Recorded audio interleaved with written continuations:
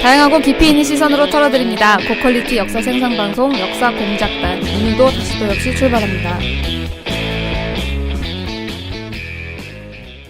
반갑습니다. 안녕하세요. 안녕하세요. 마리만세 역사 공작단 다시 또 시청하는 중사촌 연구자 금강경입니다. 자기소개해 주시죠.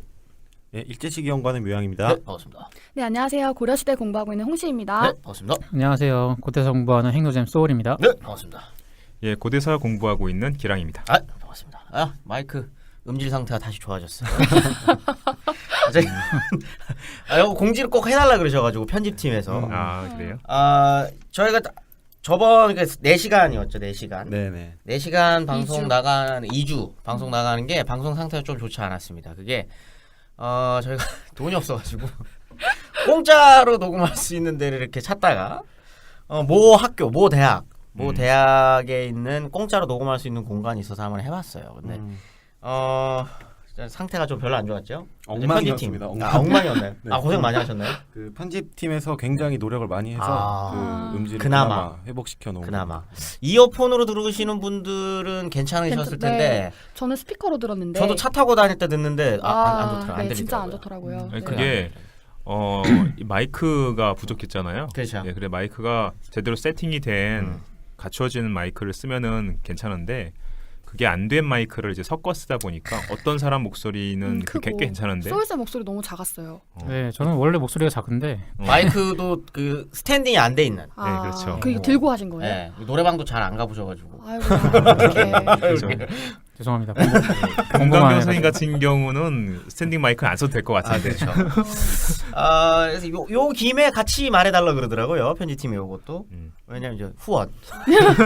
왜냐면 저희가 불쌍하다. 네, 모든 것들이 후원금으로 돌아가고 있습니다 지금. 이게 만인만색 후원금도 그렇지만 저희를 따로 또 이제 후원 계좌를 항상 알려드리는 것처럼 거기 계좌로 들어오는 걸로 이제 저희 비용을 충당하고 있는데 아주 좀 적극적으로 1,000원, 2,000원 이렇게 해주시는 분들도 많은 반면 아직까지도 네, 단 한 번에 100원도 투자하지 않으신 분들이 있습니다. 정말 부탁드립니다. 100원만이라도. 100원도 되지 않습니까? 100원도? 아, 그럼요. 너무 감사하죠. 100원은 안 되고요. 그거는 아니요, 그게 무슨 캐시가 맞아요. 적금처럼 이게 되는 게 있더라고요. 200원 그 저희 후원해주신 분도 계세요. 네, 아, 그렇게 그래요? 해주시는 분들 가능해요.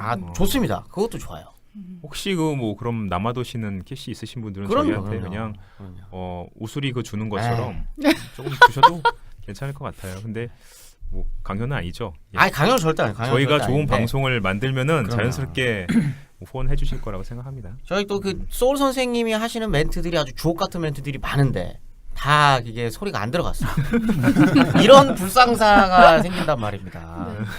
쓸데없는 제 목소리만 크게 들어가고 이게 사실 이게 중요한 게 아니거든요. 제 목소리가. 소울 선생님 목소리 네. 100원에 멘트 하나. 멘트 10개 듣고 싶으신 분은 그럼요. 1,000원 내시고. 그런 이거 걸로. 별로 효과 없을 것 같은데. 이거는. 뭐 아무튼 좀 많은 후원을 부탁드린다는 말씀 드리면서 동시에 하트랑 구독하기가 저희가 강조했을 때 방송과 강조하지 않았을 때 방송이 현격한 차이가 난다. 네. 이게 다시 한번 그렇죠. 확인되는. 그래서 제가 다시 한번 강조드리는 바입니다. 하트 거기 어렵지 않아요. 하트 보이시죠? 하트 누르시고 구독하기. 저희 소울 선생의 분노를 금치 않으셨습니다. 왜 저희 평균 구독자와 구독하기 버튼이 숫자가 맞지 않느냐? 구독하기가 왜 2천 몇 명밖에 되지 않느냐? 이건 정말 이거 치욕적이다. 이런 말씀 많이 하셨습니다. 다운로드 수는 높은데 그러니까요. 정기 구독하는 분들이 또 이렇게 그거 얼마 없더라고요. 많지 않아서 네, 이거는 저희 자존심이다. 네. 근데 저는 더 대단하다고 생각해요. 네, 일부러 들어오시는 거잖아요. 그렇긴 하죠. 그러니까 저는 그게 되게 신기해요. 그러니까 그걸 검색해가면서 들어온다니. 나이 드신 분들이 정말 많은가요? 정말 대단하신 것 그러실 같아요. 수도 있죠. 예. 네, 인터넷에 익숙치 않은 분들. 구독하기를 누르면 자동으로 저희가 업데이트되면서 이 매번 방송이 알림이, 네. 스마트폰에 알림되게 돼 있어요. 네. 네. 그런 기능이 있습니까? 네. 팟빵을 깔아야 되는 거군요. 뭐 그렇죠. 네, 팟빵에서. 예, 팟빵 어플을 이용하면은 편하죠. 편하긴 네. 한데 다들 뭐 이용하는 패턴이 있을 테니까. 제가 관리자인데 예. 제가 한 번도 깔아본 적이 없어요. 그래요? 저는 컴퓨터만 하기 때문에. 아무튼 여기 구독하기 버튼도 같이 눌러주시면 좋겠고 제가 또 효과가 있는 게 하나 더 있어서 댓글 달아달라. 금강경 화이팅. 많이 이렇게 달렸더라고요. 아, 그거 되게 업되셨군요. 예. 역시 효과가 있다라는 걸 다시 한번 확인을 했고 여러 가지 댓글이 달렸는데 저희 그 댓글 담당 홍신님께서 댓글을 달아주실 겁니다. 그렇죠? 네. 아 제가 늦어가지고 죄송합니다. 괜찮습니다. 네. 달기만 하면 되는 거예요. 시기가 중요하진 않아요. 네, 그렇죠. 빨리빨리 그리고 달리겠습니다. 항상 뭐 응원만 달아달라고 부탁드리는 건 아니고요. 그럼요. 방송 중에서 좀 거슬리는 부분이라든지 또 더 생각해야 될 부분이라든지 말씀해 주시면 저희들이 최대한 피드백해서 네네네. 다음 방송에서 질 높은 방송을 하기 위해서 노력하니까요. 좋죠. 주제도 예. 주제도 제안을 많이 해주시더라고요. 그럼요. 재밌는 주제들. 다 하진 못할 거예요. 그리고 기획회의에서 그렇죠. 한번 논의해볼 수 있으니까. 기획회에서 논의를 할 수 있겠죠. 예. 그리고 싸우셔도 돼요. 댓글에서. 그래야 좋아요. 서로 싸우시라고. 저희 말고. 댓글 다시는 분들끼리. 뭐 그런 걸 권해요. 논쟁을 하라는 거죠. 싸우는 표현이 좀 바뀌었나요? 네. 논쟁을 하라는 말도 논쟁. 순위 그래야. 때문에 그러신 거죠? 그렇죠. 네. 댓글이 많이 달려야 좋거든요. 서로 간에 논쟁도 하고. 얼마나 좋습니까 이게? 그러니까 저희가 이 순위 자꾸 말씀을 드리는 게 현재 저희가 이 방송을 할 때의 뭐 보답이라고 해야 될까? 사실 우리가 돈 받고 하는 방송이 아니기 때문에 지금 들어오는 후원금 수준으로 이제 방송 제작비 만드는데도 사실 부족해요. 훨씬 부족하죠. 그런 상태에서 턱없이 앞에 턱없이를 좀 붙여주시면 돼요. 예, 턱없이 부족하죠. 그래서 사실은 저희가 나름대로 이 재능 기부라고도 할 수 있어요. 그럼요. 지금 현재 상태로는. 그렇죠. 그런데 그래도 저희들이 좀 힘을 낼 수 있는 것들은 그래도 순위가 오르면 기분이 좋아요. 맞아요. 힘을 내서 할 수 있고. 사실은 그것밖에 없습니다. 예. 저 밤 우리에게 12시 되면 확인해요. 그렇죠. 순위. 예. 네. 우리에게 주는 뭐 보상은 사실은 그래도 순위가 올라갔구나. 네네. 뭐 이런 거 정도고 차후에 뭐 또 모르겠어요. 순위가 엄청 많이 오르면 저희들이 이제 광고를 붙일 수도 있는데 네. 그때도 이제 순위라든지 다운로드 수 같은 것들이 그렇죠. 광고비 단가 산정할 때 반영이 되니까 그때를 대비해서라도 순위는 일단 좀 많이 올라갔으면 좋겠다라는 생각 가지고 있죠. 어려운 거 아니지 않습니까? 뭐 댓글 하나 달고 하트 누르고 구독하기 버튼 누르고 이런 거 저에게 큰 힘이 된다는 거 다시 한번 강조드리면서 근황 토크는 이렇게 마치는 걸로 오늘 할 말이 많기 때문에 네. 마치는 걸로 하겠습니다. 역사운전단 다시 프로 역시는 청취자 여러분들의 소중한 후원금으로 운영됩니다. 지금 들으시는 이 방송이 유익하셨다면 저희 역사공작단에 쌈짓돈 한번 후원해 주시는 건 어떨까요? 후원은 팟빵 후원하기 버튼을 클릭하시거나 저희 공식 계좌로 써주시면 됩니다. 공식 계좌는 국민은행 048-4001-04-174847 김태현입니다. 1,000원도 감사해 받겠습니다. 많은 청취자 여러분들의 소중한 후원을 기다리겠습니다. 오늘은 가정의 달 5월. 5월은 가정의 달 아닙니까? 그렇죠. 네, 예. 5월은 가정의 달이에요. 가정의 달을 맞아서 준비한 특집. 정말입니까? 예. 반역 특집. 가정의 달을 맞이하여 마련한 반역 특집. 어린이들이 봉기하라. 고대 방정환을 기대하셨나요? 방정환은 안 하고요. 가정의 달이랑 무슨 상관이 있어요? 뭐가요? 반역이랑. 아무 상관없어요. 아 그래요? 그냥 갖다 붙인 말이죠. 그냥 갖다 붙인 죄송합니다. 말입니다. 네네. 예. 갖다 붙인 말이고 고대사부터 현대사까지 국가대표 반역자들 그렇지 않습니까? 각 나라를 대표하는 네. 반역자들을 소개하는 바로 그런 특집. 그런 네. 특집 되겠습니다. 뭐 이렇게 말해야 될까요? 누구에게는 반역자인데 뭐 누구에게는 영웅으로도 보일 수 있는 뭐 이렇게 그런 여지도 남아 있는 그런 인물들일 수도 있겠죠. 뭐 전근대 시기에서는 왕조의 반기를 들었었던 뭐 이런 사람들일 것 같고.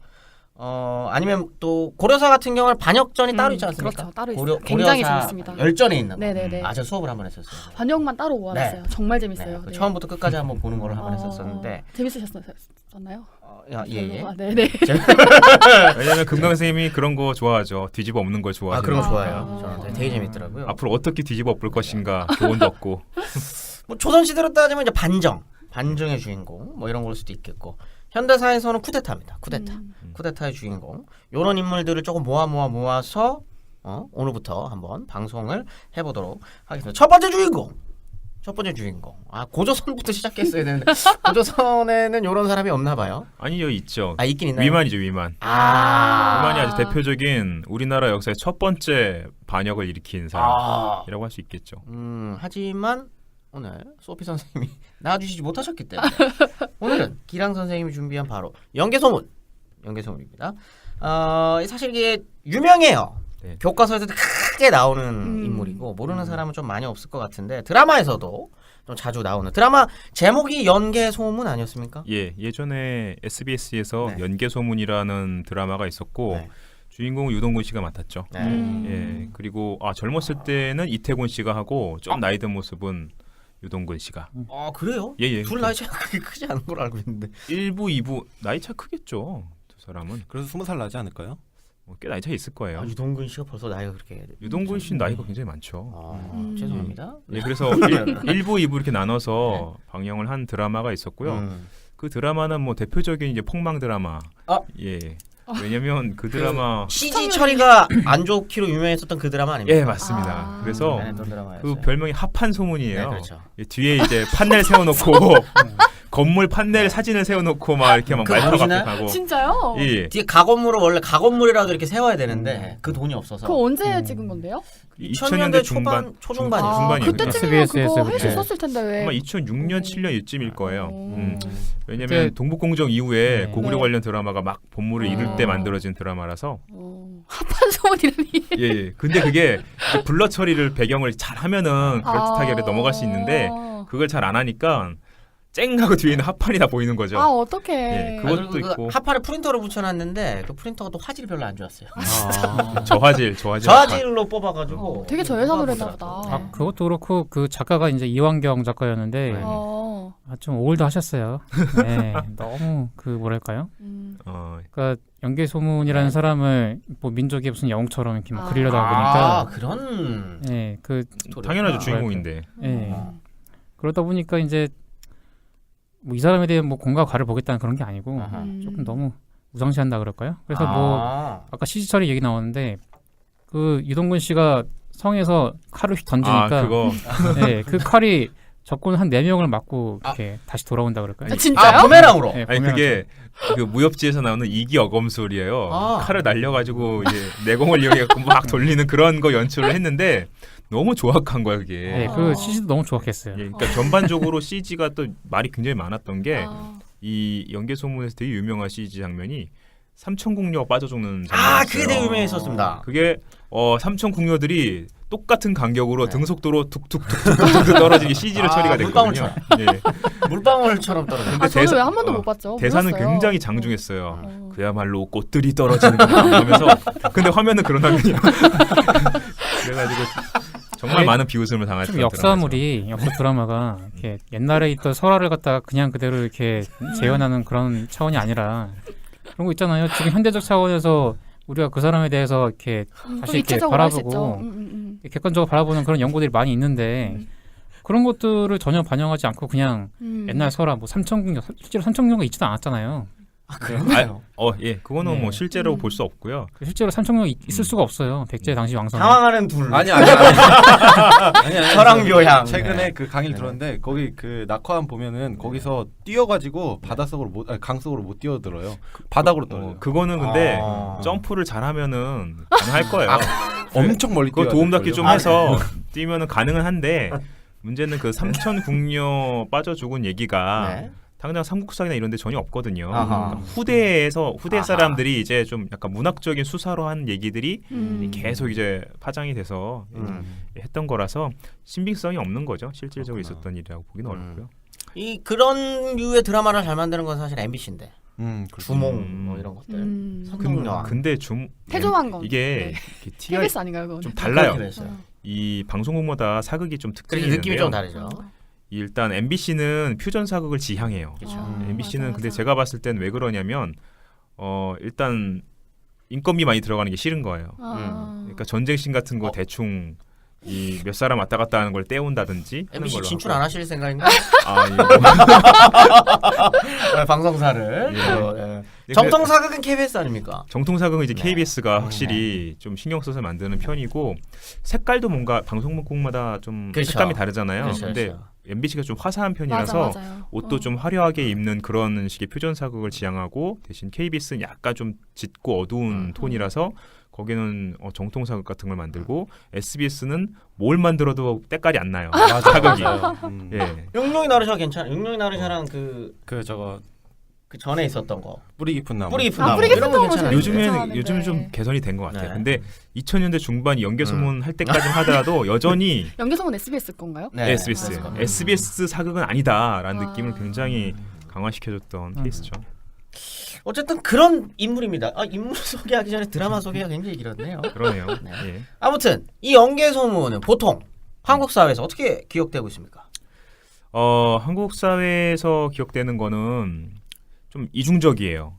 그러니까 이걸 기본적으로는 좋아하는 사람들이 많긴 한데 또 한편으로는 부정적인 그림자도 분명히 존재하고 있고요. 근데 정작 이 연구의 소문이라는 사람이 유명세에 비하면은 기록은 사실 그렇게 많진 않아요. 그렇습니까? 예, 삼국사기라는 책 자체가 원래 굉장히 소략한 책이고 충분히 기록을 이제 좀 담고 있는 책이 못 돼요. 그래서 연계 소문에 대한 내용도 물론 다른 사람들에 비하면 그래도 많은 편이긴 해요. 그렇지만 여전히 연계 소문에 대한 세세한 기록은 없다고 할 수 있겠고요. 여하튼 이 삼국사기에 보면은 연계 소문에 대해서 이런 식으로 묘사를 하고 있습니다. 외모와 성격에 대해서. 자, 일단 개소문 이렇게 돼 있어요, 이름이. 그리고 혹은 개금이라고 한다. 그리고 성은 천씨이다. 스스로 물속에서 태어났다고 하여 대중을 현혹하였다. 외모가 웅장하면서 기품이 있었고 적극적이고 호방하였다. 이렇게 우리가 알고 있는 그런 이미지네요. 예, 이미지는 뭐 외모나 이런 거는 굉장히 뛰어났다는 식으로 묘사가 돼요. 한마디로 생캐네요. 생캐죠. 정말. 예, 적극적이고 호방하였다. 네. 외모가 웅장하다. 이 정도면은 뭐 되게 엄청난 생캐죠. 굉장히 좋은 평가죠. 네네네. 근데 이런 삼국사기 기록도 보면 대개의 경우는 중국 역사서를 이제 가져온 거예요. 삼국사기라는 책 자체가 원래 남아있는 우리나라 고유의 역사서 약간 남은 것 그거 좀 다 긁어 모으고 또 상당수는 이제 고구려 후기 것들은 중국의 기록이 꽤 있기 때문에 중국 역사서에 뭐 신당서, 구당서, 뭐 자치통감 등등 있는 걸 많이 가져와요. 거의 컨트롤 C, 컨트롤 V 할 정도로 이제 편집에 가까운 형태로 아하. 가져오거든요. 근데 거기에 이제 연계 소문에 대한 내용도 그래서 중국 쪽에 있는 기록들 많이 가져온 편인데 그걸 이제 단적으로 보여주는 게 이 삼국사기의 연계 소문의 성이 천시다 이렇게 써져 있는 거죠. 그럼 천계금이네요. 원래는. 천개 소문. 천계 소문 혹은 뭐 천계금. 천계금 뭐 이렇게 될 수도 있겠는데 왜냐면은 이게 원래는 연시가 맞아요. 이게 연못 할 때 연자죠. 근데 이 중국에서 이 당나라 고조 이연이 이름이 연이잖아요. 그러니까 이걸 피휘하는 거예요. 아하. 이제 왕이나 황제 이름자와 같은 것들은 신하들이 함부로 쓸 수 없어요. 그래서 그걸 피휘한다고 하는데 우리나라에서 고려 시대나 조선 시대 맞아요. 문헌들 보면 그런 케이스 굉장히 많습니다. 고려 시대는 그래서 그 무자 있죠. 그 무신할 때 그 무자를 못 써요. 왜냐면 해종의 이름이 무여가지고 그거를 다 호랑이 호자로 바꿨었어요. 왕무입니까? 이름이 그러면. 아니 그게 아니라요. 이제 신하들이 아니라 뒷사람 시대 사람들이 그 글자를 알고 써서 비슷하게 생기거나 혹은 뜻이 같거나 이런 글자를 대체해 쓰는 거예요. 아니, 그러니까 그 네, 사람 원래는 이름이 왕무겠죠. 왕무. 네, 네. 그러니까 그래, 이름이 좀 원래는 이제 왕들이 그 이름을 갖다가 네. 평소에 좀 잘 안 쓰는 글자로 써야 되잖아요. 맞아요. 근데 고려 초에는 그럴 수가 이뭐 없었으니까. 할아버지 선대나 이 왕건 아하. 같은 경우만 해도 세월건자를 쓴단 말이에요. 그러니까 이 글자를 피해서 쓰려니까 뭐 나라 세월 건자를 써야 되는데 못 쓰니까 설립자 있죠. 그 설립자를 그냥 대체해서 삼국사기는 다 그렇게 썼습니다. 예. 그래서 뭐 무자 대신에 그러니까 호랑이 호자로 바꾸기도 하는데 또는 한자를 옛날에 붓으로 쓰잖아요. 타이핑을 쓰니까 한 글자씩 빼요. 획을. 피휘라고 네, 합니다. 그렇게까지 해야 됩니까? 예, 예. 그 금기죠. 최고 존엄의 이름은 함부로 부르면 안 되는 거죠. 그러니까 아. 이게 지금도 좀 남아 있는 게 뭐냐면요. 예를 들어서 자기네 조상의 호가 네. 호가 되게 흔히 쓰이는 어떤 용어일 때도 그걸 이제 피하는 자손들이 있어요. 저희 집안에도 그런 게 있는데 그걸 말하면 저희 성씨가 드러나니까 안 되겠네. 그걸 말을 할 수 없지만 네네. 아무튼 그런 경우가 많고 그래서 나중에 조선 시대에는 왕들이 이름 지을 때 아예 진짜 굉장히 이상한 어려운. 아무도 안 쓰는 일부러?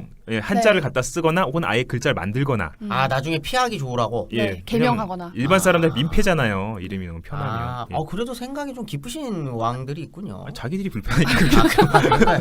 불편해서 그런 거군요. 예. 네. 그래서 그런 경우가 많은데 여하튼 그래서 연계 소문이 그래서 천계 소문이라고 표기를 해요. 중국 당나라에서 그랬고 재수가 없었군요. 재수가 없었다고요? 예. 무슨 아니, 의미인지 모르겠습니다만. 당나라 고전 이름이랑 같아가지고. 예, 하필이면 같아서 예. 자기 사료에 예. 되게 중요한 사료 이름이 천씨는 자기 성을 못 쓴. 이거 홍길동이도 이렇게 억울하진 않을 텐데. 예. 근데 아마 천이어도 이게 연으로 읽었을 수도 있어요.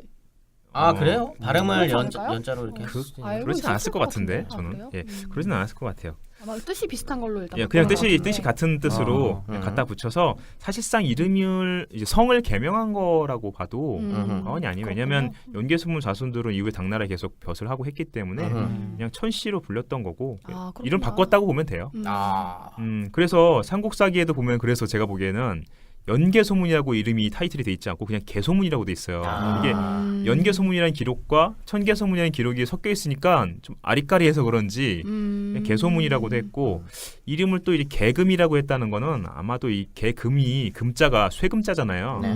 그러니까 연개소문이잖아요. 그러니까 아. 개쇠 이게 어떻게 이 표기하는 방식이 이제 금자로 표기를 했을 아, 가능성이 있어요. 그렇구나. 이게 외국에 그 군대 이제 삼국에 있는 사람 이름이 알려지면서 글자 수가 변형되는 경우들이 있습니다. 그 중국으로 갈 때는 네. 이런 여러 글자, 세 글자 이상 이름이 두 글자로 이렇게 줄여서 간다거나 그런 경우가 있어요. 아. 그리고 일본 서기의 고구려 사람 이름, 연개소문 이름이 이리가숨이었던가요? 맞을 거예요. 아 이게 밀려서 다- 가는군 일본 갈 때는. 다섯 글 걔는 예. 기니까. 아 걔는 기- 네. 예, 길게 이리가숨이로 알려져요. 왜 남의 이름을? 왜냐면 왜 치면 안 그런 돼서 식으로? 그런 거? 들리는 대로 쓰는 거예요. 들리는 아. 대로. 자기들 우리는 우리 발음대로 연개소문 이렇게 했을 때 그 네. 사람들은 자기들이 외국어잖아요. 그러니까 들리는 대로 이제 글자를 잡아가지고 쓰는 형태가 네. 되고 또 중국 아하. 같은 경우는 원래 이름이 한자 내지는 두자이기 그러니까. 때문에 네. 불편하니까 거기에 맞춰서 그냥 예, 그 그렇게 자기 이름을 아, 맞춰서 만들어주는 그렇지 않네. 거죠. 남의 이름 이렇게 해도 되는 겁니까? 구무간견. 아, 이거 배철수 씨가 굉장히 싫어하는 거거든요. 마룬 5의 아담 르바인은 아담 르바인이라고 부르시는 거 굉장히 싫어하십니다. 아 르빈이라고 불러요. 아담 르빈. 그래요. 굉장히 싫어하시는 거. 근데 사실 저희 중국인들 이름 다 그냥 한자로 부르잖아요. 응. 위안스카이도 그냥 저기 원색이라고 원색이라고. 하고. 네. 원래 사실 그러면 안 되거든요. 사람 이름을 왜 바꿔서 부릅니까? 그렇기는 한데 네. 저희는 오늘 네. 연개소문으로 네 글자 이 연개소문의 자손들이 들을 수 있어요. 자소문이 아마 지금 없을 아 거예요. 그런가요? 예. 아무튼 네 글자 또박또박 불러드리겠습니다. 개소문 연개소문 형님. 씨. 네, 연개소문이라는 이름이고요. 이 사람이 그리고 이 평가를 보면은 네. 이미 굉장히 이 인상적이었던 것 같아요. 중국에서도 네. 연개소문 인상적인 사람이라고 인식을 했고 대표적인 예가 이제 삼국사기나 이런 데도 소개가 돼 있는데 송나라 때 송나라 황제가 이제 왕한석한테 물어봤다는 거예요. 당태종이 고구려 정벌 할 때 왜 이기지 못했니? 이렇게 아하. 물어봤다는 거죠. 그랬더니 왕한석이 뭐라고 대답했냐면 연개소문이 비범한 인물이었다. 이렇게 대답했다는 거죠. 세게네. 예, 그러니까 예전부터 중국인들한테는 연개소문이 그 대단한 당태종, 그 대단한 당태종을 이긴 사람 하면서 강한 인상을 줬던 거죠. 아하. 그래서인지 중국에서는 문학 작품에도 연개소문이 등장해서 되게 유명해요, 이 사람. 중국 경극에도 나와요. 아하. 경극에도 나오는데 이때 연개소문은 이제 주인공으로 나오는 건 아니고 빌런으로 나오죠. 빌런이라는 표현 굉장히 오타쿠스러운 표현입니다. 아니에요. 빌런 어때서요? 오타쿠스러운 표현인데. 예, 빌런이라는 건 저거죠. 지금 우리 뭐 히어로물에서 그러니까 어벤져스. 악당 역할 하는 애들 네. 빌런이라고 타노스가 부릅니다. 빌런이지 이번 예, 예. 어벤져스에서는. 근데 이제 연개소문이 그런 이제 빌런의 역할을 하는 것이고 실제 이 경극에서의 주인공은 설인기라고 하는 인물입니다. 이 설인기라는 인물은 대조영이라는 드라마에서 이덕화 씨가 연기를 했어요. 이 설인기는 원래 평민 출신이에요. 예, 일반 그냥 농사짓고 살던 애였는데 이 사람이 출세를 하고 싶은 생각은 있지만 별로 이제 친분도 미천하고 별로 그러니까 일단 농사짓고 있다가 어떻게 하면 좋을까 고민하고 있던 참에 당태종이 이제 고구려를 쳐들어갔을 아하. 때 그 요동 소위 정벌, 소위 요동 정벌을 할 때 그 소문을 듣고 참전을 해요. 아. 그리고 이때 열심히 해가지고 출세해야지 가서 우리가 예전에 이제 고구려하고 당나라 전쟁을 한번 다룬 적이 있잖아요. 그때도 네. 설인기 얘기가 잠깐 나왔었는데 그렇죠. 당태종이 주필산 전투에서 고구려 15만 대군을 깨트릴 때 설인기가 아주 대활약을 하죠.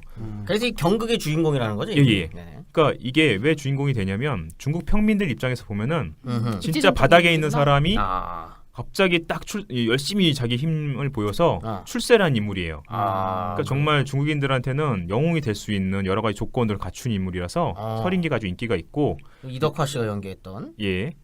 그러니까 좀 우리나라 이덕화 씨 이미지는 조금 다르죠. 어쨌든 이 설인기라는 사람이 이제 주인공이고 활약을 하게 되는데 이때 이 영웅이 활약하기 위해서는 당연히 적이 굉장히 강해야겠죠. 응. 그러니까 연개 소문이 굉장히 강력한 적수로 아하. 등장하는 거예요. 즉 연개 소문이 당태종을 막 이제 몰아붙이고 있는 거죠. 당태종이 위기에 빠졌을 때 응. 그걸 구해주는 우리의 영웅 서린기 딱 등장을 해서 뭐 그런 식으로 묘사가 되고요. 그리고 중국 문학 속에서 보면 이제 경극뿐만 아니라 문학 속에도 이제 많이 등장하는데요. 응. 이때도 보면 연개 소문이 당태종한테 굉장히 막 신랄하게 비판을 해요. 형제를 죽이고 아버지를 가둔 놈 하면서 실제로 당태종의 약점이죠. 근데 이제 사람들이 함부로 얘기하기 못하는 이 당태종의 좀 어두운 면들 어허. 이런 것들을 아주 당당하게 또 꾸짖기도 하고 이 경극 안에서, 아니 문학 속에서. 예, 문학 네네. 속에서 그리고 뭐 당태종이 도망가고 있는 거를 이제 막 5개의 비도를 날리면서 여기 이제 비도가 나오죠. 아 이거 예. 뒤에 꽂혀 있다는 그거 예, 아닙니까? 이기어 검술. 아. 뒤에 얘기하겠지만 연개소문은 칼을 5자를 차고 다녔다고 그래서 아무튼 칼을 막 날아다니는 칼을 막 날리고 있는데 그거를 이제 서린기가 신적 그러니까 신령스러운 화살 그걸 파타타 쏴가지고 또 맞고 와. 이런 식의 정말 히어로물 아. 비슷해요. 아, 판타지물이네요. 예예 그런 식의 내용들이 많이 나와요. 그래서 옷을 보면은 옷도 보면은 연개소문은 붉은 옷을 입고 있고 서린기는 하얀색 옷을 입고 있고 이런 식으로 해서 두 사람의 대결 이미지를 만들죠. 이거 어벤져스로 따지면 치타우리 종족 정도는 되는 거네요. 그러면. 그거 뭔지 모르겠네요. 예. 그렇게 이번- 세게까지는 아닌 것 같고. 이번 작품에 나오나요? 어벤져스 1에서 예. 그 제일 강한 빌런의 그 뒤에 있는 시다바리들로 나오는 그 정도급 아닙니까? 누가요? 연개소문. 아니에요. 연개소문 아, 그래요? 굉장한 적으로 나오는 거예요. 아 그래요? 최고의 적. 메인 아, 메인 메인 메인. 빌런이요. 메인 빌런. 메인 빌런이 메인 빌런. 아 그렇습니까? 타노스급까지는 모르겠지만 절대 아닌 거. 그래도 같고. 어쨌든 굉장히 중요한. 울트론 정도로 할까요? 그럼 울트론? 울트론? 아. 어벤져스 2의 메인 빌런. 예, 울트론 알아요. 예. 그냥 울트론 정도로 하죠. 그렇습니다. 울트론으로 마무리하면서 예. 중국에서는 연개소문을 울트론급으로 기억한다. 예. 그렇다면 이제 예. 한국에서는 어떻게 기억됩니까? 한국에서도 역시 마찬가지죠. 연개소문에 대한 기억이 굉장히 강렬한데요. 네. 다만 우리 전근대의 연개소문에 대한 이 평가들을 보면은 일단은 부정적인 평가가 많아요. 왜냐하면 이거는 결정적인 결함이 있죠. 연개소문은 난을 일으켜서 임금을 시해한 사람, 그런 난신적자죠. 아 킹슬레이어군요. 예, 네. 킹슬레이어. 그것도 아주 굉장히 잔인하게 죽였어요. 그러니까 성리학자들 입장에서는 좋게 말할 수가 없는 거예요. 너무나 결정적인 결함이기 때문에 이놈은 나쁜 놈이다. 연개소문 나쁜 놈이다. 다만 근데 그렇게 나쁜 놈이라고 말을 하는 와중 속에서도 그래도 일세를 풍미한 효웅이었다라는 인식이 공존해요. 어쨌든 이름은 꽤나 날렸으니까. 무엇보다 당태종을 당태종을 이겼습니다. 좌절시킨 사람. 음흠. 당태종이 워낙에 유명한 인물이기 때문에 그 대단한 당태종을 무너뜨린 사람? 그럼 정말 능력 있고 대단한 사람인 건 맞지. 요 정도의 인식은 그래도 좀 공존하는 편. 근데 종합적인 평가는 일단은 나쁜 놈. 얘기할 때는 일단 나쁜 놈이에요. 라고는 먼저 한번 전제를 깔고 근데 능력은 있었죠. 이런 식으로 가는 거죠. 점점 더 울트론이랑 비슷해지네요. 아 그래요? 울트론이 그랬나? 저는 안 봐서 아 모르겠어요. 그래요? 울트론이 약간 나쁜 놈인데 뭔가 좀 왜 그러는지 이제 심적인 어떤 그런 갈등들은 이해가 가는 그런 인물로 그런 나오죠. 차원에서 한 게 아니라 네. 이해가 간다고 하면 안 되죠. 조선시대 성리학자들은 절대 그런 걸 이해하면 안 되고 그냥 나쁜 놈이에요. 나쁜 놈인데 능력 있는 나쁜 그냥- 놈. 이제 근대 들어오면은 약간 이제 평가가 달라지게 되는데요. 네. 외세하고 싸운 자주적인 영웅 음흠. 이런 시각이 굉장히 강화돼요. 그렇게 배웠던 것 같아요. 저희도. 정말요? 그렇지 않아요? 이렇게 어, 배운다고? 그런 이미지들을 좀 소비하고 연개소문에 대해서. 중고등학교 때요? 네네네. 저 나쁜 놈으로 배웠는데요. 아 그래요? 네. 이건 전 좋은 놈이요. 아 그래요? 네. 그러면 좋은 놈 하겠습니다. 아니에요. 이게 지금 말씀하시는 게 네. 굉장히 지금 근현대에 들어와서 연개 소문에 대한 평가를 굉장히 잘 보여주는 거예요. 음. 되게 좋은 평가를 하는 사람들이 있는가 하면 역시 좀 안 좋게 평가하는 사람들이 네. 섞여 있는 거죠. 안 좋게 평가하는 사람들의 제일 큰 이유는 고구려가 멸망으로 가는데 굉장히 중요한 그렇죠. 기여를 했다는 거예요. 그러니까 그렇죠. 한편으로는 당태종을 막아냈지만 음. 한편으로는 그 아들들 때문에 음흠. 통합이 안 되고 귀족들이 융합을 하지 못하게 되는 굉장히 중요한 원인을 제공했으니까. 네, 예. 그러니까 저희도 그런 부분을 배우기는 하는데 그래도 앞에 무슨 수식어가 붙냐면 외세에서 맞서 싸운 그런 고구려를 당태종과의 싸움을 굉장히 승전으로 이끈 뭐 그런 정도의 어떤 고등학교- 영웅처럼 인식하는 것 같아요. 국사교과서 기억이 나시는군요. 뭐 그 선생님들마다 맞아, 가르침이 맞아. 다를 근데 선생님마다. 테니까. 왜냐면 교과서 단락 제목이 네. 그런 식으로 되어 있어요. 맞아, 외세와의 맞아. 침략에 맞선 뭐 맞아, 맞아, 고구려 뭐 맞아. 이런 식으로 되어 있을 거예요. 그 내분을 제공했다 이런 거는 왜 그런 교과서에 보면 늘 사건과 있고 의와 한계 이렇게 같이 쓰잖아요. 근데 한계에 보면은 이게 뭐 국내 정치를 본인이 죽고 나서 이후에 내분을 이렇게 그 아들 뭐 잘못으로 서술되는 것 같은 느낌이. 네, 그런 식의 느낌이 좀 있어요. 교과서에 어떻게 되어 있는지는 저희 설민석 씨가 잘 아실 테니까 가르쳐 주시는 걸로. 교과서에서 아주 자세하게 설명되어 있지는 않았을 텐데 이제 실제로 교과서는 뼈대이고 네. 선생님들이 이제 설명을 많이 그렇죠. 해줄 텐데 선생님마다 이제 또 달랐겠죠. 맞아. 달랐겠죠. 그랬을 것 선생님들마다 같아요. 취향이 다르고 시각이 달라서 아마 연계소문에 대한 평가는 어떻게 배웠는가 이거는 사람마다 좀 다를 거예요. 근데 신채호 같은 경우는 이렇게 평가를 했어요. 아 좋게 평가했을 것 같아요. 예, 좋게 평가했죠. 네. 이렇게 평가했습니다. 고구려 전통의 호족 공화의 구 제도를 타파해 정권을 통일하고 아 그 찬이네요. 일단 앞부분부터. 그렇죠. 그리고 서국 제왕 당태종을 격파하여 음. 당시 고구려뿐 아니라 동방아시아 전쟁사 중에서 유일한 중심 인물. 아 유일한. 예, 왜냐면 유일한 극찬이죠. 진짜 극찬이죠. 거의 뭐 이 사람은 혁명가. 진짜 무너지는 고구려를 한 몸으로 떠받들고 있었던 뭐 그런 존재. 서국 제왕이라는 표현 되게 재밌네요. 그렇죠. 서국 제왕. 굉장히 깔아내리는. 당나라를 그냥 같은 네. 그런 또 왕들끼리 어떤 그런 그걸로 그냥 완전 그냥 격화시켰네요. 수준을 살짝 내리면서 네네. 우리랑 동급으로 만들려는. 아 서국 여기- 제왕 당태종. 제왕이 그 여러 제자 할 때 제왕인가요? 황제 할 때 제자. 저 여러 제자라고 생각이 제국할 때 됐죠. 그 확인을 제국할 때 못했어요. 제자. 네. 아 그런가요? 제국할 때 제자면은 높이 평가할. 어쨌든 서국이라고 서국이라고 그러니까. 표현했으니까. 아, 네. 그건 그렇죠. 중국이 아니라 중국이 아니라 서국이니까. 아, 우리가 중심이니까. 아 저는 이게 여러 제자인 줄 알았어요. 저는 방금 그래서 금강경 쌤 말씀하시는데 왠지 여러 제자로 생각하신 것 아, 같아가지고. 그거 좀 확인해 봐야 돼요. 지금 제가 한글로 옮겨온 거라서 기억이 네. 안 나는데 네. 뭐 아무튼 그렇게 굉장히 극찬을 했고요. 이런 식의 인식은 기존의 전근대에서의 가장 중요한 가치가 충과 효인데 네. 그 시각에서 이제 좀 벗어나서 민족을 기준으로 평가를 내린 거죠. 그러니까 우리 민족을 단위로 봤을 때 연개소문은 정말 훌륭한 사람, 민족 대영웅 이런 식으로 평가를 한 것이고 이러한 평가의 흔적은 지금 북한학계에도 굉장히 강하게 남아 있어요. 아, 예, 그래서 북한학계에서는 연개소문 굉장히 좋게 보고 있는 편이고요. 남한학계에서는 아까 말씀드린 것처럼 학계도 그렇고 대중도 그렇고 좀 이렇게 섞여 있는 거죠. 연개소문에 대해서 굉장히 좋게 보는 사람들도 있는가 하면 반대로 좀 부정적으로 보는 사람들에게는 그 부분이 제가 보기에는 많이 남아 있는 것 같아요. 왜냐하면 쿠데타를 통해서 아하. 권력을 그쵸, 잡고 그쵸. 독재를 펼쳤다 수십 년간. 이거에 대한 좀 비판적 시각이 살짝 깔릴 수밖에 없는 것 같아요. 남한 같은 경우는. 남북이 좀 다르네요. 예, 그래서 이 연개소문에 대한 평가 이렇게 좀 엇갈리는 면이 있습니다. 그럼 좀 대화를 좀 해봐야겠네요. 북한 쪽이랑 그럼 갑시다. 갑시다. 저 제 일자리 좀 주세요. 그 고려시대 전공이니까. 아니 계산 연계성을 가는 어떻게 걸로. 생각하나 들어볼 필요도 있으니까요. 듣고 싶네요. 아, 네네. 정말 들어야 될 것 같은데 요즘에 고구려사 하는 사람들이 네네. 밤에 잠을 못 자고 있어요. 아. 야 이거 곧 정말 간다. 잭팟이 터지는 것이냐. 저도 석파, 저도 개성. 기랑 선생님은 특히 평양으로 아 진짜. 농으로 쓰셨기 때문에 박사 논문을 또 그쪽으로 쓰셨기 때문에 네, 그다음 또 저희 수업 선생님 황해도 지역이셨나요? 낭랑 낭랑으로 황해도 주셨어요? 황해도 평안도 네. 보일 때고 예, 저도 가야죠. 일자리를 찾으러. 예. 근데 거기는 이제 평양의 외곽이기 때문에 조금 더 시간이 걸릴 것 같아요. 개성은 아니요, 바로 될 수 있어요. 개성. 바로 됐었죠. 네. 개성은 좀 더 쉽게 될 것 같고 그렇죠. 고려사 하는 사람들도 그래서 요즘에 기대를 굉장히 저 많이 진짜 하고 너무 있고요. 설레요. 개성을 갈 수 있을까 하는 그런 마음에. 아마 잘 될 거예요. 네. 예. 잘 됐으면 저희도 좋겠어요. 저희 북한 지역을 연구하시는 분들이 많아요. 저 범인 선생님 또 신이 주는 우리 저희 지롱 지롱 쌤. 선생님도. 아 지렁 선생님 북한 북한에도 연구하시고. 조사하시고. 예. 아 근데 네. 현대사 전공자는 일찍 가긴 좀 어렵지 않을까요? 아, 그게 가장 큰 문제입니다. 아 왜요? 서로 이념적 아, 가치관 이런 이해관계가. 것들이 너무 틀리기 아, 때문에 좀 달라가지고 아. 그래서 저희도 이제 사업 같은 거를 하거나 이제 음. 북한 쪽이랑 교류를 할 때는 그래서 이제 전근대를 어... 메인으로 교류 음. 사업을 먼저 시작하는 그런 고려 식의 좀 그럴 수도 고려하고 있겠네요. 고구려 같은 경우는 발굴이라든가 그렇죠. 이런 쪽 그리고 어쨌든 외세에 대한 저항 이런 쪽으로 같이 연구한다면은 뭐 근대사의 항일 운동이라든가 그렇죠. 이런 것들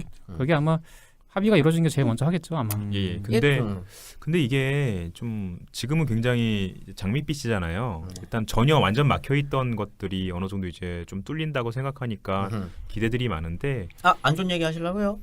아니 뭐 약간 걱정되는 면들도 있어요. 왜냐면 수십 년 동안 북한 학계랑 남한 학계가 너무 분리된 상태에서 각자 형태로 네. 학문들을 진행했기 때문에 합의를 하거나 하기가 굉장히 어려운 부분이 많아요. 네. 그리고 동의하기 어려운 부분들도 많고 음흠. 해서 그런 부분이 이제 현실이죠. 현실 부딪히게 됐을 때 아마 초기에는 아마 그런 것들을 일단은 더 뒤로 미루고 좀 공통 분모를 찾아가는 형태로 가겠지만 혹시라도 나중에 이제 점점 이제 전개가 되면은 부딪히는 부분들도 분명히 나타나기도 할 거고 그렇죠.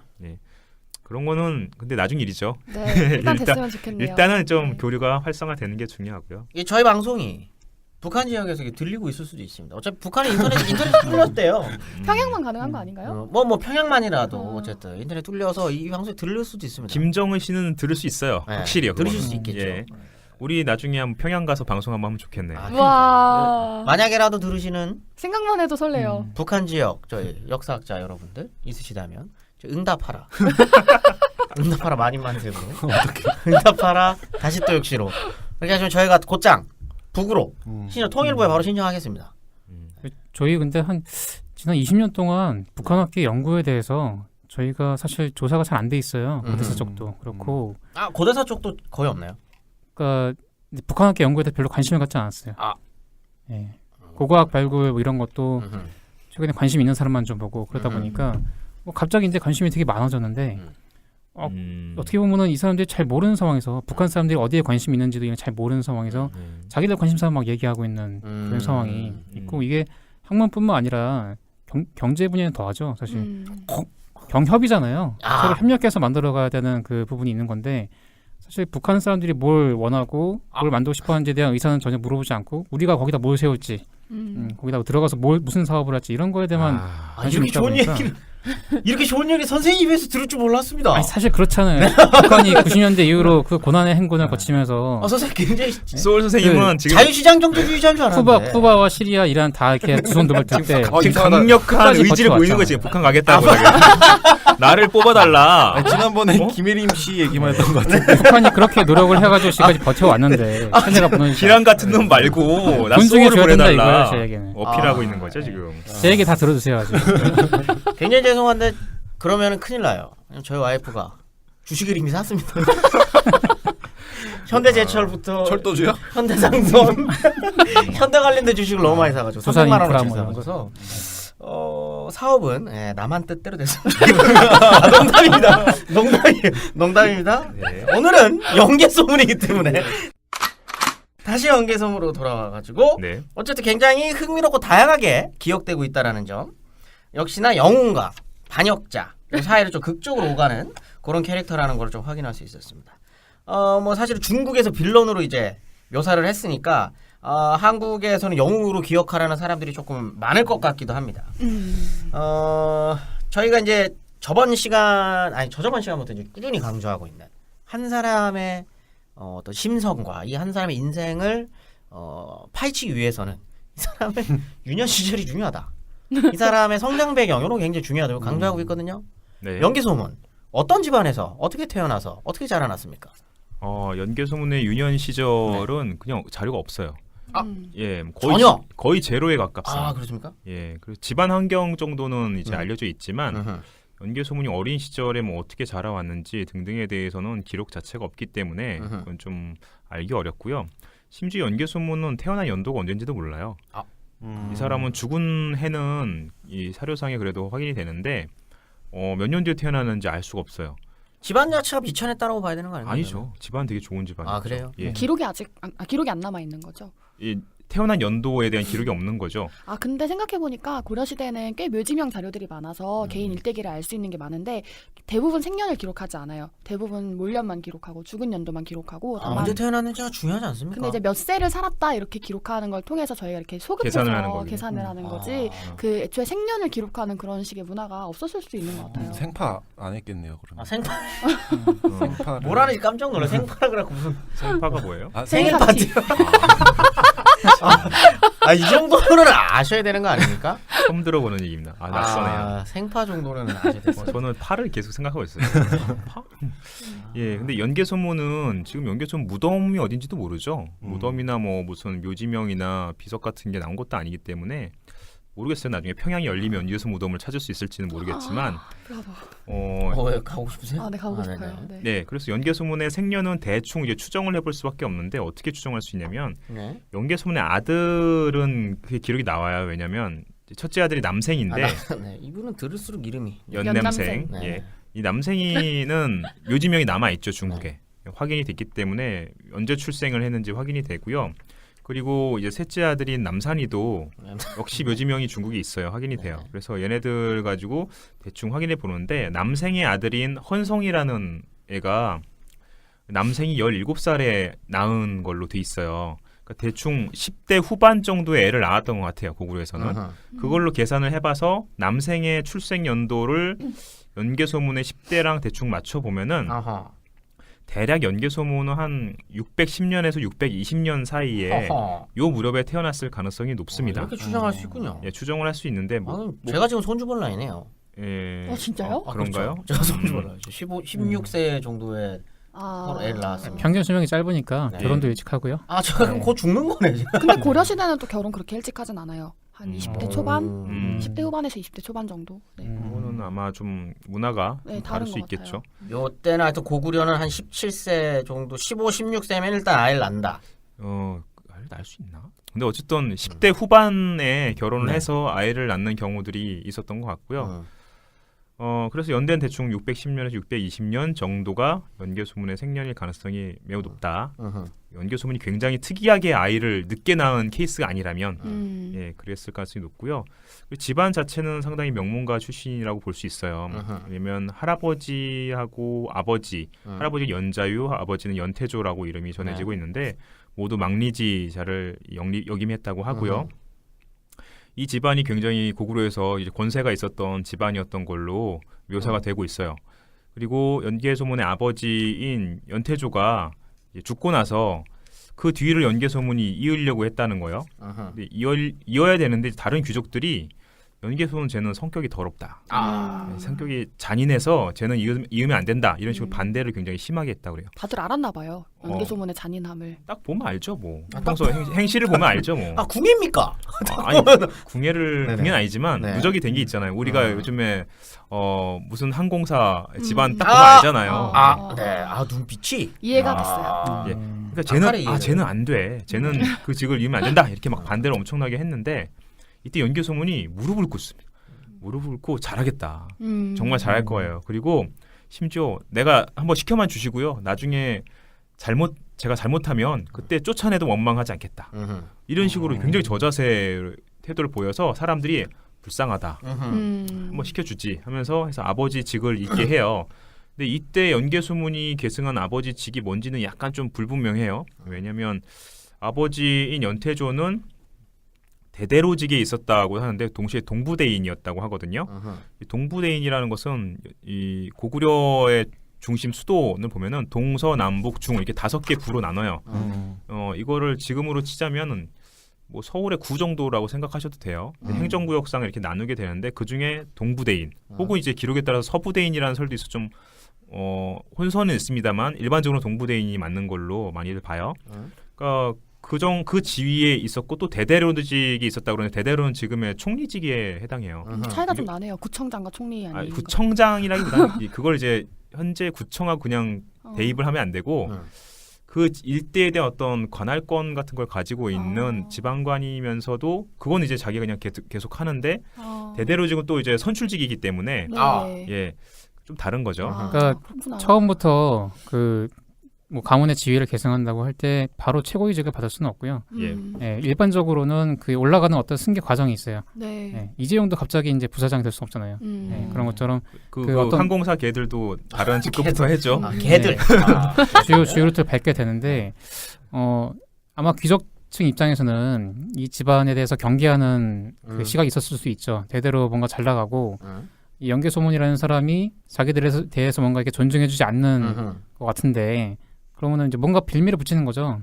어차피 그 주요 관직에 대한 그 인사 기준은 이 사람들이 어떤 귀족들의 합의를 통해서 이어지게 돼 있으니까 뭐 트집을 잡는다면 성품이 뭐 안 좋다 뭐 이런 식으로 해가지고 사는 건데 아마 별도의 다른 이유가 있을 수도 있습니다. 그러면 대대로 같은 거는 뭐 바로 이렇게 계승할 수 있는 건 아니고 다른 거 이렇게 거치다가 하면은 대대로를 할 때 좀 우선권이 주어지는 건가요? 그게 우선권이 뭐가 딱 있다 한다기보다는 네. 대대로는 이제 뒤에 얘기를 할 건데 이게 고구려에서 임기가 3년이에요.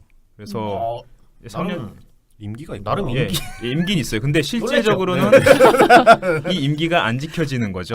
네네. 예, 근데 자기들끼리 규칙 정하기로는 3년 동안 하는 거다. 그리고 어. 이 귀족들 사이에서 이제 선거를 해가지고 합의가 좀 돼야 되는 합의가 돼서 네. 이 사람 대도로 시킨다 해서 하는 방식이었던 거죠. 칭직자라고 하는데 그 직에 알맞은 걸맞은 사람이 사람, 있으면은 그것이 되게 중요해요, 연한에 칭직자. 구애받지 않는다라고 해요. 그러니까 3년 딱 지나서 뭐 이 사람이 이제 여전히 해도 되겠습니다. 서로 합의가 되면은 그냥 쭉 가는 거죠. 근데 항상 본인은 해도 된다고 생각하겠죠. 네. 그냥 이렇게 평화롭게만 들으면 민주주의 지금 근대 민주주의보다 굉장히 평화로운 시스템이네요. 아야, 근데 실제로는 그렇지 않죠. 예, 돌아가는 게 이제 그렇게 안 돌아가는 예, 거죠. 그건 뒤에서 이제 좀 얘기를 하도록 네네네. 하겠습니다. 그래서 쭉쭉 얘기해 주시죠 그러면. 예. 그래서 연개소문은 이때 계승한 직은 아마 동부대인 이 직을 계승한 걸로 보는 게 좀 더 자연스러워 보이고요. 그리고 이 집안은 이제 아까 잠깐 말씀드렸는데 연개소문이 뭐 물에서 태어났다 이런 얘기 했는데 연개소문 개인이 그랬다는 게 아니라 이 집안 출신을 그렇게 설명했던 것 같아요. 그래서 성도 아마 연자 예, 그렇죠. 쓴 게 그런 거랑 좀 이게 관련이 있나 봐요. 한때 이게 유행이었는데 한 10년 전에만 해도 이거 물에서 애를 낳는 게 유행이었고. 아, 수정본만. 아 근데 뭐 아마 뭐 개천이나 아니면 뭐 호수나 뭐 그런 쪽에 그런 걸 끼고 있는 지역에 좀 토착을 기반을 두고 있었던가 그런 거 아닐까요? 그럴 수도 있죠. 아, 실제로 여기서 낳았다고 생각하지는 않으신가요?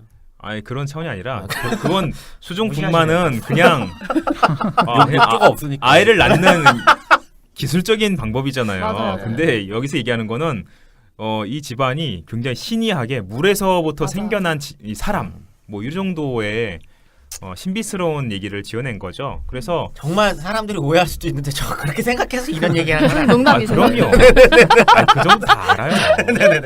모르시는 분들이 있더라고요. 설마 제가 그렇게 생각할까 봐 이렇게 표정이 그렇게 보여서요. 표정만 그렇게 지는 거예요. 자 이제 쿠데타로 한번 가봅시다. 어쨌든 이게 반역을 일으켰었던 인간이기 때문에. 네. 자, 일단 연개소문이 이 아버지 직을 계승한 것까지는 뭐 진행이 됐는데 그 뒤에도 계속 문제는 있었던 것 같고 귀족들은 연개소문에 대해서 탐탁치 않게 생각을 했던 것 같아요. 그리고 당시 왕이었던 영유왕도 역시 그랬던 것 같고요. 왜냐하면 642년 1월에 영유왕이 연개소문한테 천리장성을 축조하는 그 감독 일을 맡겨요. 네. 천리장성이라는 것은 지금 요하 일대 그 일대 이제 성들이 있거든요. 점점점 고구려 방어선이 있는데 그 성들을 점검하고 축성하는 그런 굉장히 중요한 직책이네요. 예, 중요한 직책이긴 한데 변방이죠. 저기 멀리 보내버린 쫓아내는 거구나. 일이 되는 거죠. 네. 그래서 이거는 뭔가 연개소문을 좀 견제하려는 그런 의도가 있었던 것이 아니냐라고 일반적으로 많이 보고요. 그해 10월에 연개소문이 쿠데타가 발생을 해요. 연개소문이 뭔가 꿍해 있었던 것 같아요. 근데 그런 쿠데타를 이렇게 갑자기 일으킬 만한 그런 동기라던가 연유는 알기가 어려운 상황인가요? 거기에 대해서는 이제 삼국사기 어떻게 돼 있냐면 왕하고 귀족들이 여러 대인들이 몰래 연개소문을 제거하려고 논의를 하고 있었다는 거예요. 근데 연개소문이 그거를 정보를 먼저 취득을 한 거죠. 첩보를 입수하고 선수를 쳤다. 이런 식으로 되어 있어요. 근데 요거는 좀 연개소문이 지어냈을 가능성은 없는 있죠. 건가요? 네. 그러니까 그거는 좀 확실한 게 아니에요. 요거는 해석에 따라 좀 다를 수 있죠. 정말로 영유왕과 그 다른 대인들이 연개소문을 제거하려고 했을 수도 있고 혹은 연개소문이 쿠데타를 일으키면서 사실은 저놈들이 날 죽이려고 해서 내가 정당방위로 이런 거야 하면서 그걸 딱 정서로한 걸 수도 있어요. 그거는 좀 불분명하지만 목적이 쿠데타였다면 과정은 중요치 않죠. 뭐 그렇죠. 결과적으로 어쨌든 연개소문이 쿠데타를 일으켜서 이제 성공을 하게 되는 건데요. 그 과정을 보면 이런 식으로 합니다. 일단은 이제 연개소문이 이 병사들을 모아서 열병식을 한다고 해요. 평양에서 열병식을 하고서 이제 사열을 하겠다라고 하고 성 남쪽에 이 술과 안주를 쫙 차려놓고 대신들을 초대를 한 거예요. 구경하자고 같이. 그래서 대신들이 쭉 왔는데 그 사람들을 싹 다 죽인 거예요. 모아놓고 전부 다. 모아놓고 피해 싹 결혼식 다. 같다. 피해 결혼식. 그렇죠. 피해 결혼식이죠. 연애 자리에서 먹는데 네. 먹는 게 소화도 되기 전에. 먹는 데는 개도 안 건드린다는데. 아니 저번부터 그 무협지나 아니, 이거 왕자의 게임이었어요. 아 왕자의 게임인가요? 예, 아, 왕자의 네. 게임의 피해 결혼식이죠. 네네. 그래서 음악이 딱 바뀌면서 다다다다다 하면서 아, 흥분하셨네요.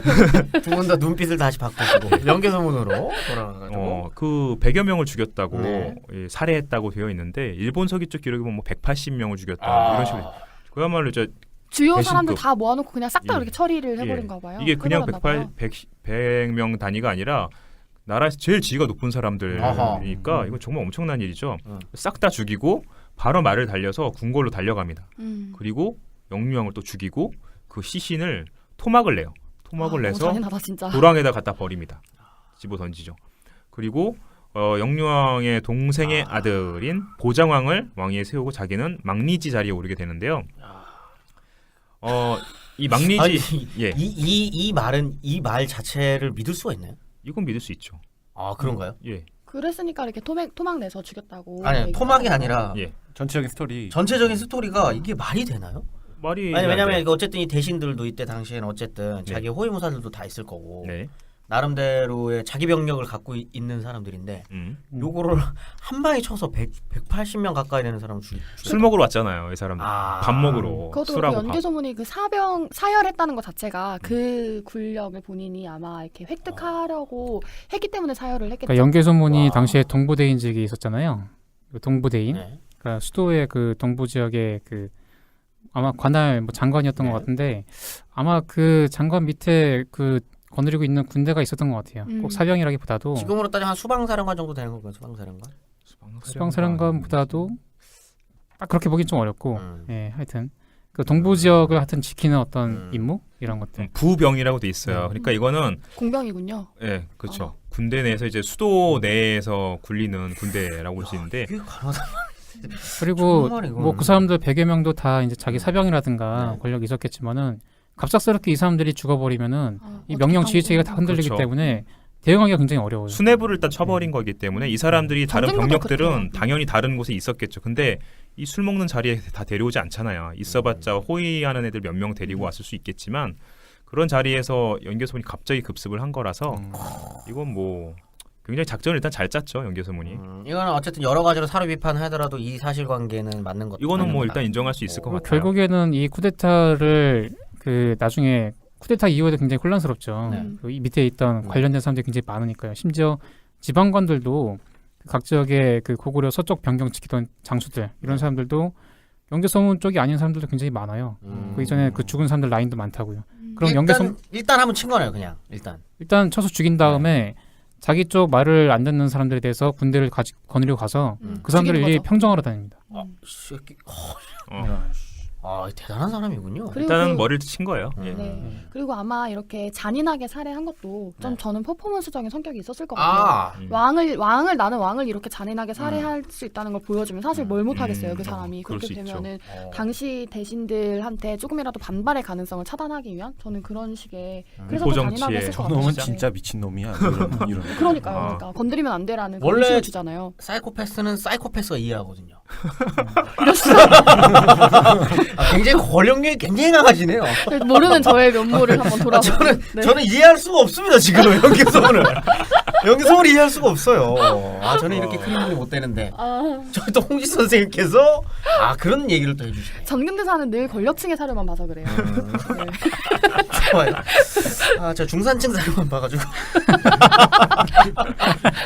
어쨌든 그렇게 해가지고 대가리란다. 머리 수뇌부를 예. 쳐냈습니다. 쳐내고 스스로 이제 망리지 자리에 네네. 오르는데요. 이 망리지가 또 뭐냐 좀 논란이 있긴 해요. 그래서 이 망리지라는 것이 바로 대대로를 말하는 것이다라는 보는 사람들도 있는데 그거보다는 낮은 이품의 태대형이 바로 망리지다라는 얘기도 있어요. 중국 사료를 보면은 태대형을 가지고 마카하라지라고 부르기도 했다라고 돼 있기 때문에 그래서 이거는 뭐 일단 후자로 많이들 보는 것 같아요. 그래서 왜 그러냐면 연개소문 이 대대로직은 수상직이잖아요.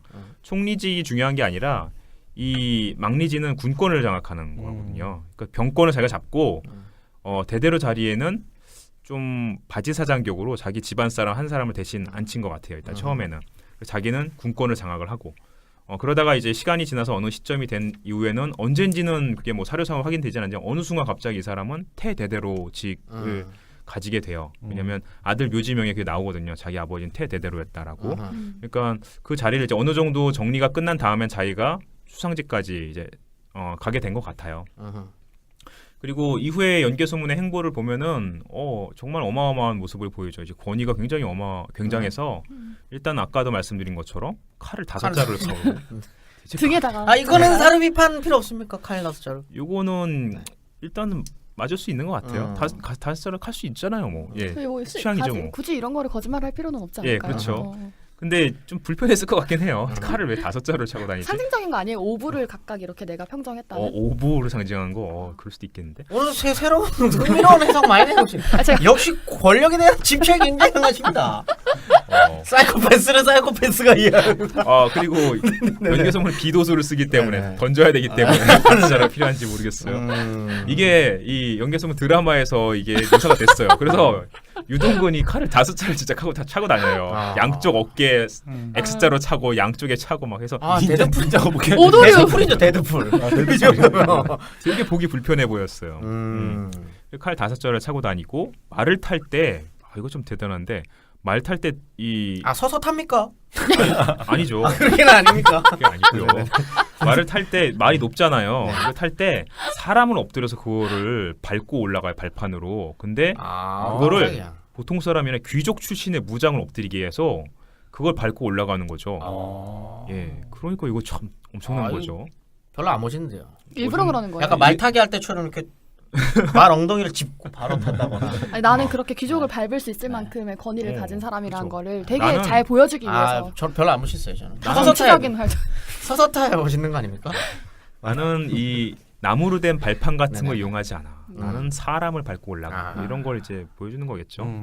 그리고 또 이제 행렬도 굉장히 어마무시하게 크게 행렬들을 만들고 행차할 때마다 또 이 사람들이 이 연개소문 행차할 때마다 막 우리 사극보면 막 물러거라 막 하는 거 있잖아요. 이거를 굉장히 막 해서 연개소문 행차가 도달했다고 막 이걸 알리고 다니면은 사람들이 막 숨는 거예요. 도랑이든 골장이든 눈에 안 띄려고 숨어서. 그리고 아마 본인들도 눈에 띄기 싫었겠지만 눈에 띄면은 별로 좋은 꼴을 못 보지 않았을까요? 그런 것도 있겠죠. 그건 어쩌면 그냥 미친놈 아니에요? 제 생각엔 이거는 연개소문이 암살을 막기 위해서 일부러 그랬을 수도 있겠다 싶은 생각도 들어요. 그리고 권력의 정당성이 약하잖아요. 연개소문은 권력의 정당성이 약하면 약할수록 무리수를 두는 것 같아요. 이런 식의 뭔가를 굉장히 막 보여줘야 되고 과시해야 되고 강조하고. 근데 이 모습은 사실은 제 군대 있을 때 모습이라서. 사단장님이 이러셨습니까? 아니 사단장이 시킨 거 아니죠. 근데 사단장이나 이런 사람들이 나타나면은 숨어야죠. 눈에 안 띄는 게 최선이다. 그렇죠. 이건 정말 그래서 제가 연기장 이제 어쨌든 제가 사회자로서 한마디만 드리면 저 웬만하면 당분간은 저희 외양선 앞에서 군대 얘기 나와요. 무슨 얘기인가 했더니 꼭 가셔야 되기 때문에 이게 피가 되고 살이 되는 얘기예요. 아까도 눈빛이 변하시더라고요. 저는 괜찮습니다. 눈빛이 연기 소문인 줄 알았어요. 지금 시간이 없어요. 아니, 계속 가시죠. 그렇게 연개소문이 절대 권력자로 등극을 하게 됩니다. 뭐 복잡한 이야기들이 조금 오고 가고 있었습니다. 지금 저는 굉장히 복잡했어요, 마음이.